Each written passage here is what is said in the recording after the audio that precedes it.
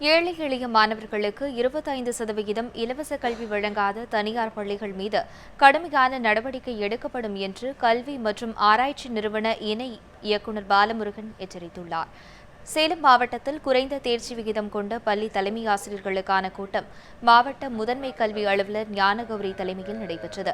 இந்த கூட்டத்தில் கலந்து கொண்ட பின்னர் செய்தியாளர்களிடம் பேசிய மாநில கல்வி மற்றும் ஆராய்ச்சி நிறுவன இணை இயக்குநர் பாலமுருகன், அரசு பள்ளிகளில் தேர்ச்சி விகிதம் குறையும் பட்சத்தில் சம்பந்தப்பட்ட பள்ளி ஆசிரியர்கள் மீது நடவடிக்கை எடுக்கப்படும் என்று தெரிவித்தார். தனியார் பள்ளிகளில் அரசு நிர்ணயித்த கட்டணத்திற்கு மாறாக அதிக அளவில் வசூல் செய்யப்பட்டால் மாவட்ட முதன்மை கல்வி அதிகாரிக்கு நேரடியாக புகார் தெரிவிக்கலாம் என்றும் அவர் கூறினார். 25% கொடுத்துருக்கோம். யாரெல்லாம் பின்தங்கி இருக்காங்களோ அல்லது ஸ்கேவெஞ்சர்ஸோ அல்லது HIV பாதிக்கப்பட்ட மாணவர்களோ மாணவிகளோ இருந்தால் அவங்களுடைய பெற்றோர்களுக்கு அந்த சலுகையை பெற்றோர் மூலமாக அந்த குழந்தைகளை சேர்க்கறதுக்கு கொடுக்குறோம்.